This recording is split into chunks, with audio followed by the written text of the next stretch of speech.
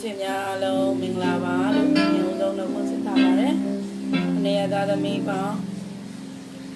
စိတ်ချမ်းသာကိုချမ်းသာကြပါစေ။ကျွန်တော်ဒီဘေးရန်ဖတ်တဲ့ဒီနေ့မှာတော့ဆီယမအနေနဲ့မရညာမိထားပြီးမိထားတဲ့သူတွေရောကျုံရဖတ်တဲ့ဒီမှာမရညာနေပြီးမိထားတဲ့သူတွေရောခိုင်ပါနေပြီးမိထားတဲ့သူတွေကတော့ဆီယမပြန်လည်ပြီးဖြေချပေးပါမယ်ညမှာဒီဘက်မှာဆီယမမနက်၈နာရီကနေနေ့လယ်2နာရီထိဟောတာပြန်ပါတယ်ပိတ်ရက်ကတော့ဘုရားနေ့တည်းရတော့ဟောတာပြန်ပါတယ်ဘုရားနေ့တိုင်းဆီယမရွှေစီခုနစုစိတ်ချောင်းဝင်တာမဟုတ်တော့ပါအဲဒီတော့လည်းဒီလိုအနေနဲ့ဂျာရက်ဒီမှာဆီယမက national ရန်နေနေနေနိုင်ဒီဟောတာမှာပေါ်နေရတဲ့အတွက်ကြောင့်မလို့2နာရီနောက်ပိုင်းမှာတော့ဆီယမရဲ့ကိုပိုင်ချိန်လေးဖြစ်တဲ့အတွက်ပြည်ဟောပြောချင်းခဏရန်နာပါတယ်ဒီညပိုင်းမှာမဇန်ညာမေးထားတဲ့သူတွေကို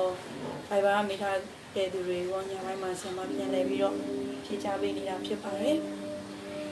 မေးထားတဲ့သူ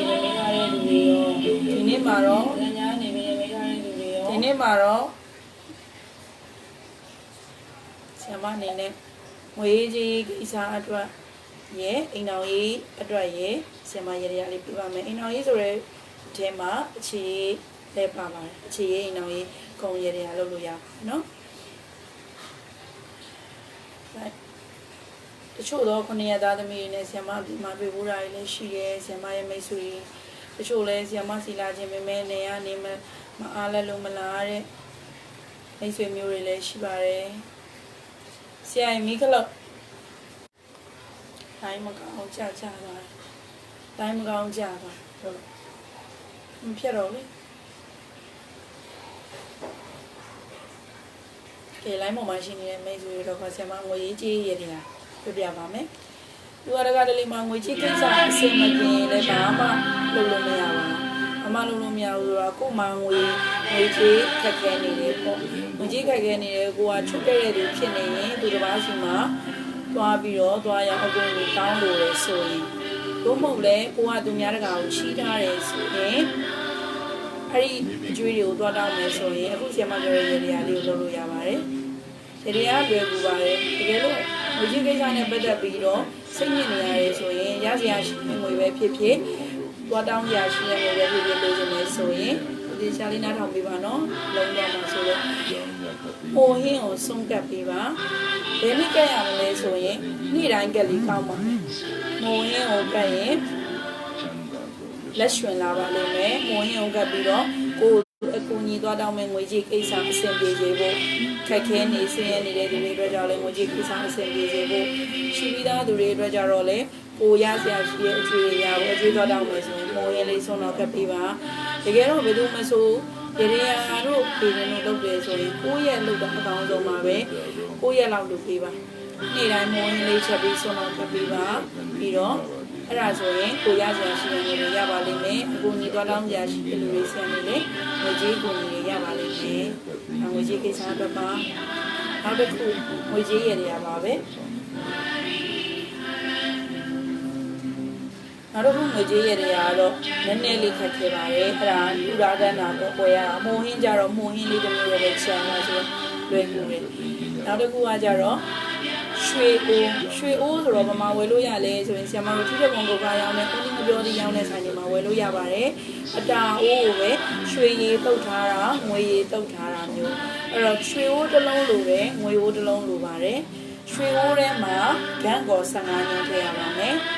ငွေအိုးထဲမှာရွက်လာ18ညွန့်ထည့်ရမယ်ပြီးတော့တရားမှာလူပြရမယ်ကိုယ့်ရဲ့တရားမှာပဲဒီနေ့ကလူအမလည်းမင်းရဲ့ဘယ်သူမှဆိုညီဒီရေရာကိုပဲလှုပ်ကိုယ့်ရဲ့မွေးနေ့9:45မှာလှုပ်ပါအဲ့ဒါအကောင်းဆုံးပါအဲ့တော့မွေးနေ့9:45မိနစ်ဒီကိုယ့်ရဲ့အောင်ရက်ရှိတဲ့အချိန်ဖြစ်ပါတယ်ကိုကအင်္ဂါသားသမီးဆိုရင်အင်္ဂါနေ့မနက်9:45မှာလှုပ်ပါအဲ့တော့ရေရာကိုပြန်ပြောပါမယ်ရွှေအိုးအတာအိုးကိုရွှေရည်တုတ်ထားတာအတာအိုးကိုငွေရည်တုတ်ထားတာအိုးနှလုံးလိုပါတယ်ရွှေအိုးတစ်လုံးငွေအိုးတစ်လုံးရွှေအိုးထဲမှာကန်းကော15ညွန့်ထည့်ပါငွေအိုးထဲမှာရွက်လာ18ညွန့်ထည့်ပါပြီးရင်ကောင်းချင်းရွှေကြီး2တုံးရွှေပကံများလေးတွေကိုထည့်ပါပြီးတော့ကိုကာကိုလာတစ်ပူအဲ့ဒီလေးမျိုးကို ကိုယ့်ရဲ့မွေးနေ့9:45မှာလူပေးပါဒါဆိုရင်ငွေရေးကြီးအဆင်ပြေလာပါလိမ့်မယ်လက်ပိတ်နေတဲ့လူတွေလက်ရှင်လာလိမ့်မယ်ကျွေးတောင်းစရာရှိတဲ့လူတွေကျွေးရစရာရှိရင်ကျွေးတွေပြန်ရလာလိမ့်မယ်ကျွေးပေးစရာရှိတဲ့လူတွေကကျွေးချေပါလိမ့်မယ်နော်ဘယ်လိုကောင်းချင်းရွှေကြီးကခက်ခဲတယ်ဆိုရင်ကောင်းချင်းရွှေကြီးခက်ခဲတယ်ဆိုရင်ချောကလက်လူလို့ရတယ်အဲ့တော့ကောင်းချင်းရွှေကြီးကတော့နေ့လယ်12နာရီကျော်ပြီဆိုတော့စွန့်ပေးပါတန်းနေရတော့စွန့်ကြမလို့ပါဘူး9ရက်တက်ဆင်ထားပေးပါ9ရက်လောက်ထားပေးပါဒါဆိုရင်ကောင်းချင်းရွှေကြီးကိုတော့နေ့တူတူကလှူပေးရမှာပေါ့9ရက်တိတိလှူပေးပါရမယ်နော်အဲ့တော့ရွှေအိုးမှာကံကော15ညွန်ငွေအိုးမှာရလာ19ညွန်နဲ့ကောင်းချင်းရွှေကြီး2တုံးကိုကာကိုလာ1တုံးကိုကာကိုလာ1ပူပေါ့အဲ့ဒီမျိုးကိုကြိုင်နဲ့တဲလူပေးပါဘယ်နည်းအားစားလို့ရမလဲဆိုရင်မွေးနေ့9:45စားပြီးတော့လုပ်ပေးပါပြီးတော့9ရက်တိတိပြုလုပ်ပေးပါအဋ္ဌာန်လေးနဲ့လုပ်ပါပြီးတော့ရေရာပြုလုပ်တဲ့အခါမှာလည်းလူတန်းတာပဲရှိမယ်စုမတောင်းဆိုရင်လည်းအစစ်မပြနိုင်ပါဘူးအဲ့တော့စုတောင်းကြရလဲလိုပါတယ်ကိုကဒီရွှေအိုးထဲမှာကံကော15ညွန့်နဲ့ငွေအိုးထဲမှာရလာ19ညွန့်ကောင်းချင်းရွှေကြီး2တော့ကိုကာကိုလာတဘူးလူတန်းချင်းအားဖြင့်ဘယ်သူဘယ်ဝါစီရနေအကျွေးပနတဲ့ရပါစေနော်တို့မှာတော့တနင်္ဂနွေသမီးအေးကိုငွေကြေး330အကူအညီတော်တော်မဲ့ကိစ္စရပါစေကိုလိုရင်းတဲ့ကိစ္စတွေကိုစူတောင်းပေးပါဒါဆိုအဆင်ပြေပါလိမ့်မယ်နော်ငွေကြေးကိစ္စပါနောက်တစ်ခုငွေကြေးအတွက်ကံရရရပဲဆရာမငွေကြေးရရအသုံးခုပြောပြပါနော်ပထမတစ်ခုကမိုးဟင်းကိုဆုံးကပ်ပေးပါမကြဆုံးကပ်ပါနေ့စဉ်လှုပ်လို့ဘုရားမလုံနိုင်ရင်တော့မှာပဲတစ်ပတ်တစ်ခါလောက်ပြပြလုပ်ပါအဲ့တော့အဲ့ဒီမိုးဟင်းဆုံးကပ်တိုင်းလဲဆူတောင်းပါငွေကြေးကိစ္စအဆင်ပြေဖို့အကျွေးရှိနေတဲ့သူတွေကလည်းအကျွေးတွေခြေသွားဖို့အကျွေးမရှိတဲ့လူတွေကလည်းကျွေးသွားတောင်းနေတဲ့လူတွေကလည်းအကျွေးတွေရဖို့ပေါ့နောက်တစ်ခုကကြတော့ဒီမှာပတ်စံရောဆရာမတို့ဒီမှာအခုလိုနေတာမြန်မာပြည်မှာအတန်ကြီးဆုံး1000တန်း1000တန်းမဟုတ်လို့9000တန်းဆိုလဲလုပ်လို့ရတယ်1000တန်းလည်းလုပ်လို့ရပါတယ်ငါးတကာဘူးတဘူးလို့နော်အဲ့တော့တရားစဉ်ပေါ်မှာပဲလောက်ရပါမယ်ဒီရေရာလေးကဆီယမဆိုလဲအမြဲလုံနေကြရေရာပါလက်ရွှင်နဲ့ငွေမြဲတယ်တချို့ကကိုယ့်လက်ထဲကိုငွေတွေ330ရောက်လာတယ်ဒါပေမဲ့အကြောင်းမျိုးခံပြီးတော့ပတ်စံတွေကထွက်သွားတယ်ငွေမမြဲဘူးသူများကိုပေးစရာတွေကြုံလာတာမျိုးလို့မဟုတ်လဲကိုကပေးခြင်းကမ်းခြင်းနေလို့သူတစ်ပါးကိုပေးခြင်းတာမျိုးနဲ့ပဲဘလောက်ပဲပတ်စံရကုန်သွားတတ်တာမျိုးကြုံတတ်တယ်အဲ့တော့သူတစ်ပါးကိုလည်းပေးလို့ရမယ်ကိုရှိနေတဲ့ငွေရလည်းရပေးရငွေရင်မြဲလာအောင်ဆိုရင်ဆရာမခုပြောတဲ့ရေတရားလေးကိုလုပ်လို့ရပါမယ်နော်အဲ့တော့ဘယ်လိုလုပ်ရမလဲဆိုရင်ဖျားစင်မောကိုတင်ရမယ်1000တန်းဒုမဟုတ်9000တန်းဒုမဟုတ်1000တန်းအဲ့ဒါလေးကိုဖျားစင်မောမှာတင်ပါအဲ့ဒီပတ်စံအရွက်အပေါ်မှာ9တက်တာဘူးတဘူးတင်ပါ9တက်တာဘူးကတော့ဆရာမကတော့ဒါအနည်းဆုံးနေကြမှာလို့ဒီလိုမျိုးဆိုမယ်သူ့ထက်သေးတာမျိုးလည်းရတယ်350ရန်ဘူးလဲကိုစိတ်ရှိတာကိုပဲဝယ်လို့ရတယ်ရတရားပြုလုပ်တဲ့အခါမှာကိုစိတ်ရှိတာကိုပဲလုပ်ပါဆရာမတို့တိုက်တွန်းနေပါတယ်ကိုစေတနာရှိတာကိုလှုပ်ချင်တဲ့ဟာမျိုးလုပ်ပါ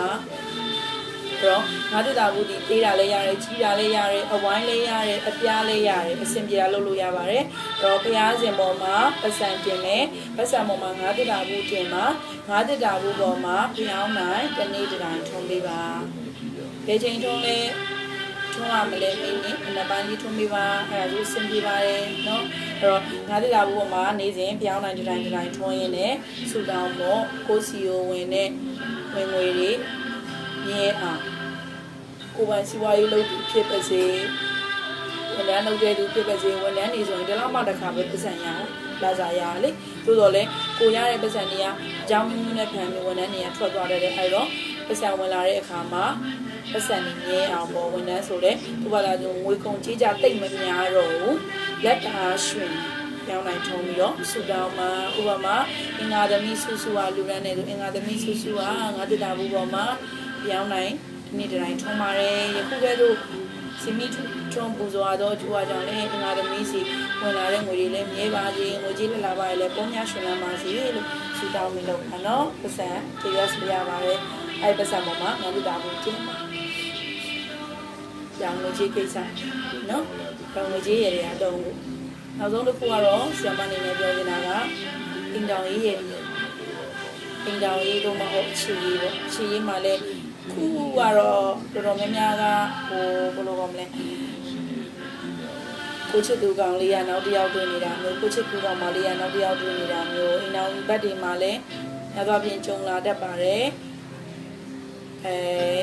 ဟို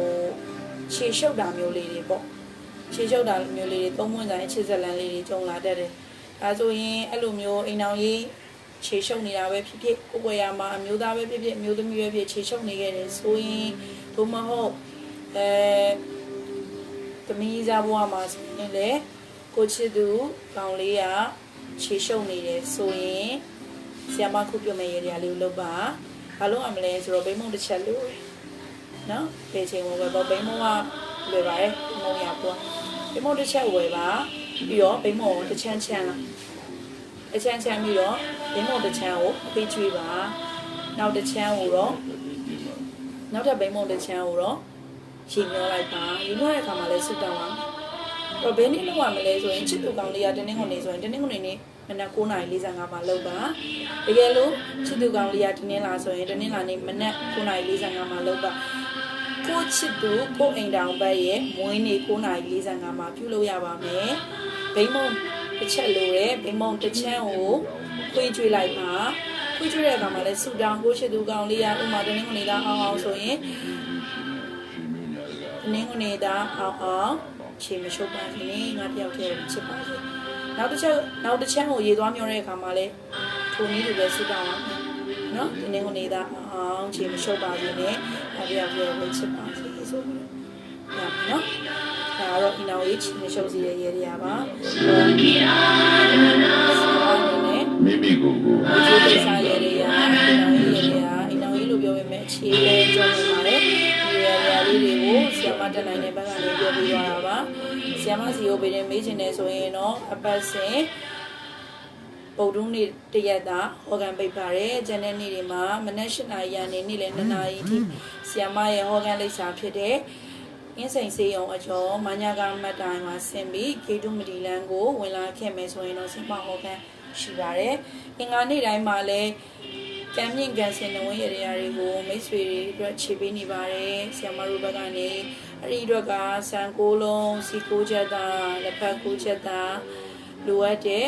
ပန်းမြတ်မာလာတွေလိုပါတယ်ပန်းမြတ်မာလာအတွက်ကဆရာမကိုတကယ်လို့အများအင်္ဂါနေ့တိုင်းနဝင်းရသာခြေချင်ခဲ့မယ်ဆိုရင်အင်္ဂါနေ့မရောက်ရင်ဆရာမစီချိုးဖုံးဆက်ပြီးတော့စည်ရင်ပေးနိုင်ပါတယ်တို့မှသာလဲဆရာမဘက်ကအဲ့ဒီ9 ရက်သားသမီးရေရချစ်ချင်းနဲ့9 ရက်သားသမီးတွေပန်းမြတ်မာလာတွေကိုဆရာမဘက်ကချိုးတင်ပြီးစီစဉ်ပေးနိုင်မှာမဟုတ်လို့ပါ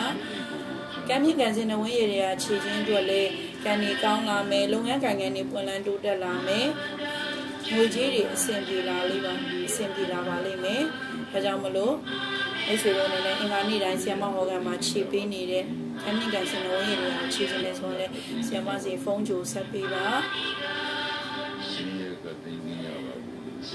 Viber ကနေရော Messenger ကနေရောပြည်ရင်မေးထားတဲ့ပရိသတ်ကြီးတွေကိုလည်းဆရာမအနေနဲ့ဒီနေ့နဲ့မနေ့ကမှအတက်နိုင်ဆုံးတိုင်းမကောင်းလို့စောင့်မျှော်ကြည့်ရှင်နေတဲ့ပရိသတ်ကြီးတွေခုနကသားလည်းမိတ်ဆွေတွေပေါ့ဆရာမအနေနဲ့ကျေးဇူးတင်ပါတယ်အင်္ဂလာညချမ်းလေးဖြစ်ပါစေအားလုံးပဲစိတ်ချမ်းသာကိုယ်ချမ်းသာနေလို့ရချမ်းသာလေးပြည့်ဝကြပါစေငွေကြေးလက်လာပါတွေပွင့်လန်းပြတ်ပါစေလူတိုင်းဒါရနိုင်တဲ့ဘုရားမျိုးကိုပြန်ဆိုင်နိုင်ပါစေဆရာမဟောပေးစရာချန်နေသေးတဲ့မဇ္ဈညာအပရိသတ်ဒီရောဗိုက်ဘာရဲ့ပရိသတ်ဒီရောဆရာမဟောပေးမှာပါကျေးဇူးတင်ပါတယ်ဘူရိတာပေါင်းအရိယာပေါင်းအရိယာမဖြစ်သေးကုန်သောပုဂ္ဂိုလ်ပေါင်းနတ်မြမပေါင်းလူပေါင်းအဘေဘုံနာပေါင်းဒီရကတိကင်းကြပါစေကျောင်းပြကတိကင်းကြပါစေရှင်ရကတိကင်းကြပါစေ